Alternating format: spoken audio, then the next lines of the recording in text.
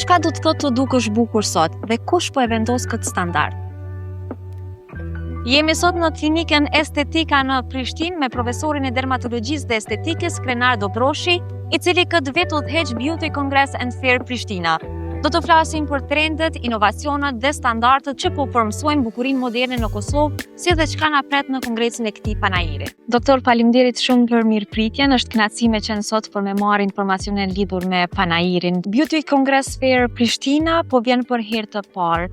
Si mendoni pse ka qenë i nevojshëm pikërisht në këtë kohë? Faleminderit që keni ardhur spore.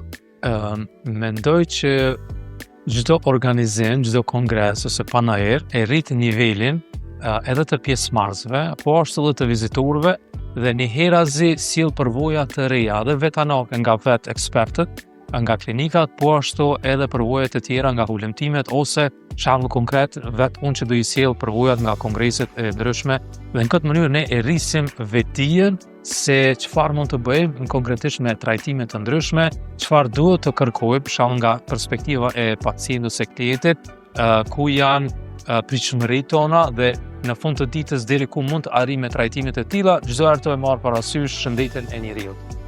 Duke qenë se keni qenë aktiv përgjatë shumë viteve në dermatologji dhe estetik, si e keni parë vitet e fundit si ka evoluar kjo industri? Industria është në evoluim çdo ditë, ne jemi dëshmitar nga rrjetet sociale edhe nga informatorë ndryshme si ChatGPT-ja, që vazhdimisht e ngrisin nivelin e njohurive në lidhje me mirëmbajtjen e organeve më të madhe të trupit të njeriu të lëkurës në këtë rast, po ashtu edhe të trajtimeve edhe në shtëpi, por edhe në klinika. Viteve të fundit, siç edhe e cekëm, ka pas lloj trende, formësime të kësaj industrie.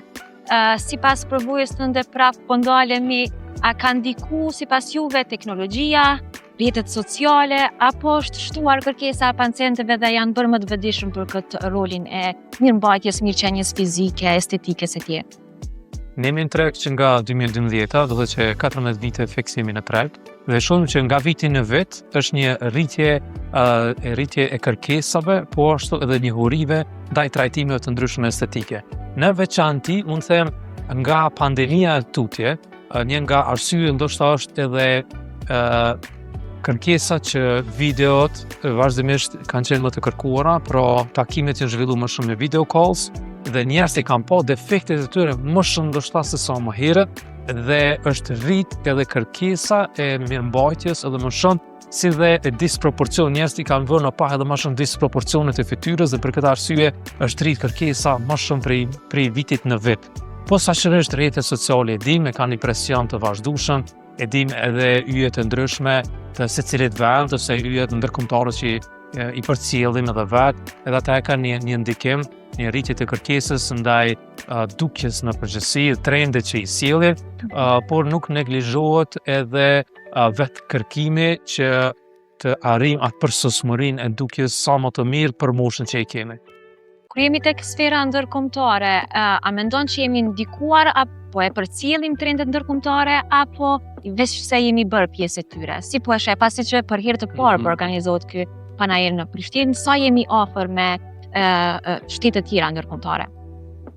Tani se flasim pa dorza, duke marrë parasysh që për herë të parë po organizohet, teknikisht apo teoretikisht jemi mbrapa.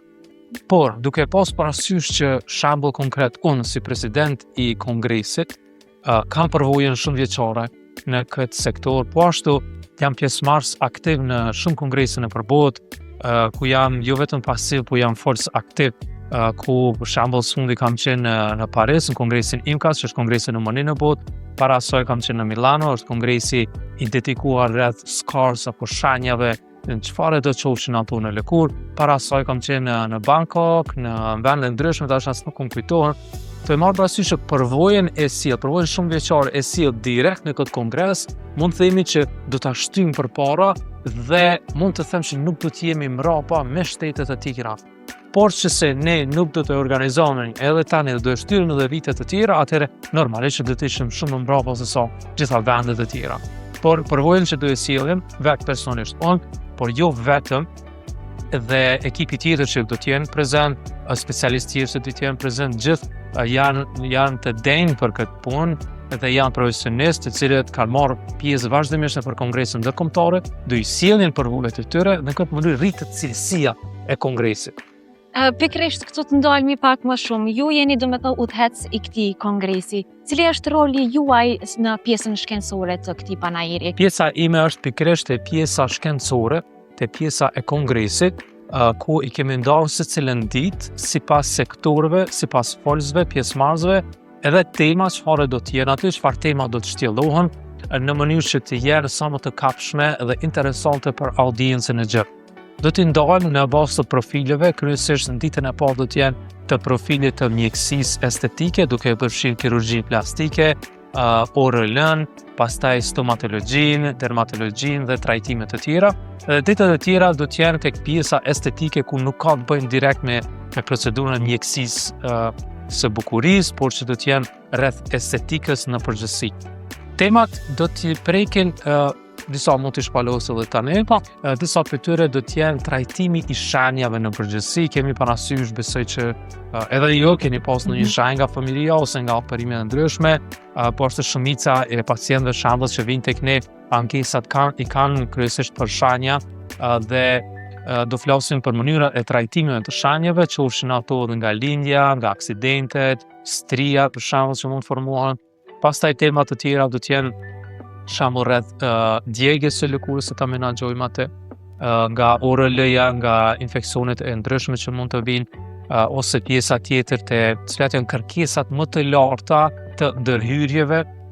Specialistët do të tregojnë rezultate para pas, disa do flasin edhe për rreziqet apo komplikimet që mund të vinë nga trajtime të ndryshme.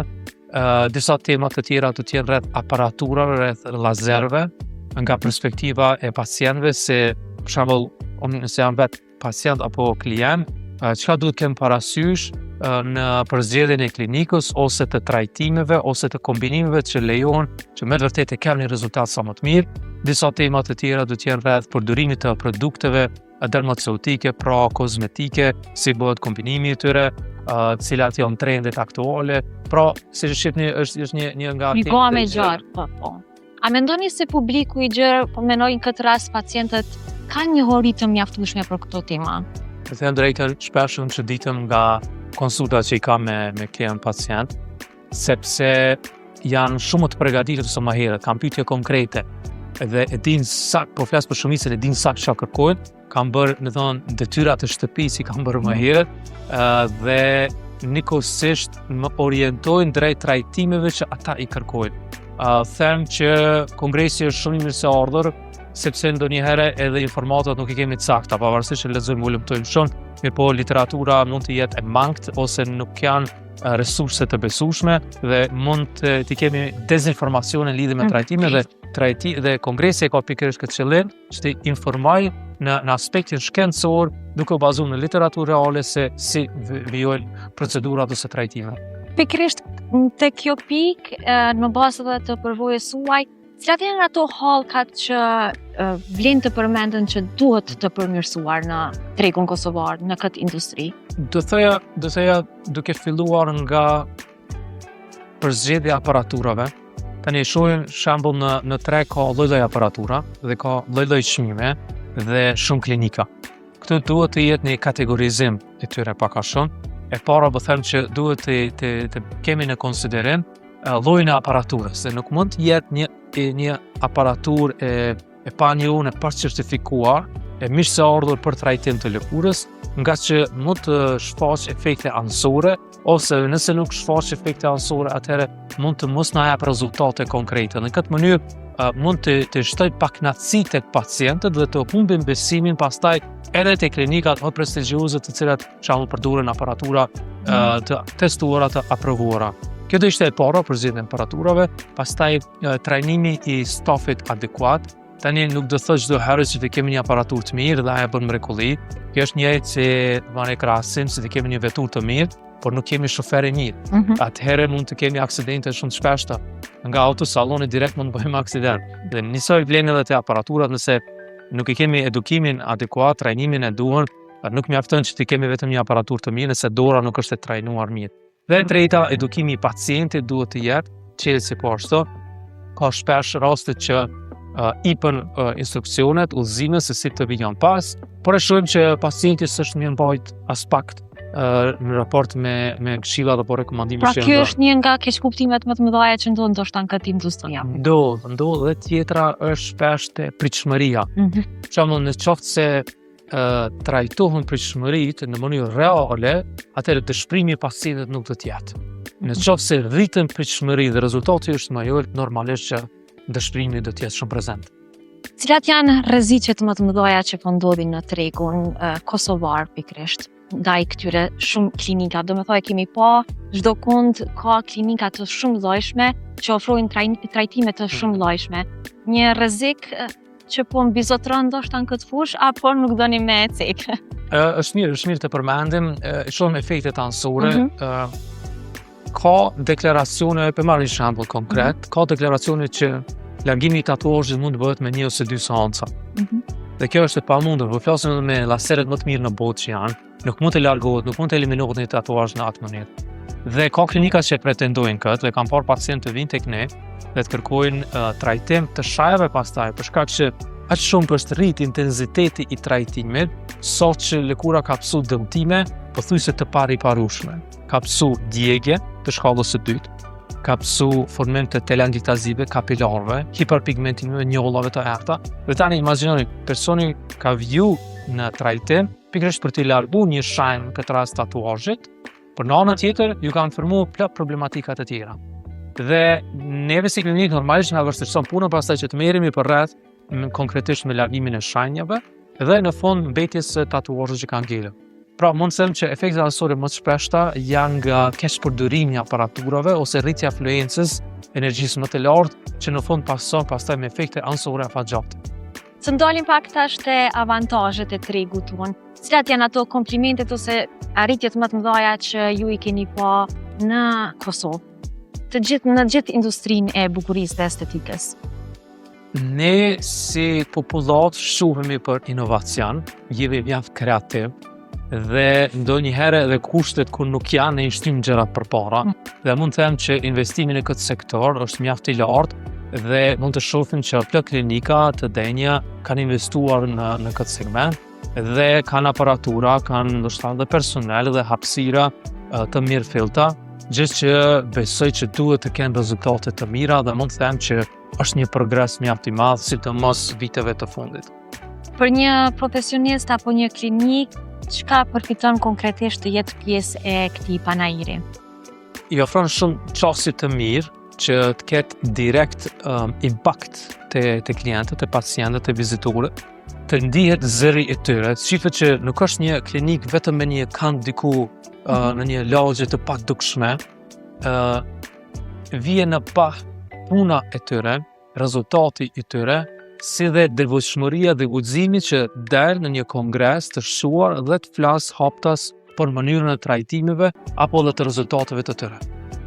Do me thotë, kjo është edhe ndoshta njëri ndër rolet e këtij panajiri edhe esenca pse po bëhet ky panajir. Një thirrje për gjithë ata profesionistë edhe për kolegët e juaj për të qenë pjesë e këtij panajiri, ndoshta për me i pa gjithë ato benefite që i presin.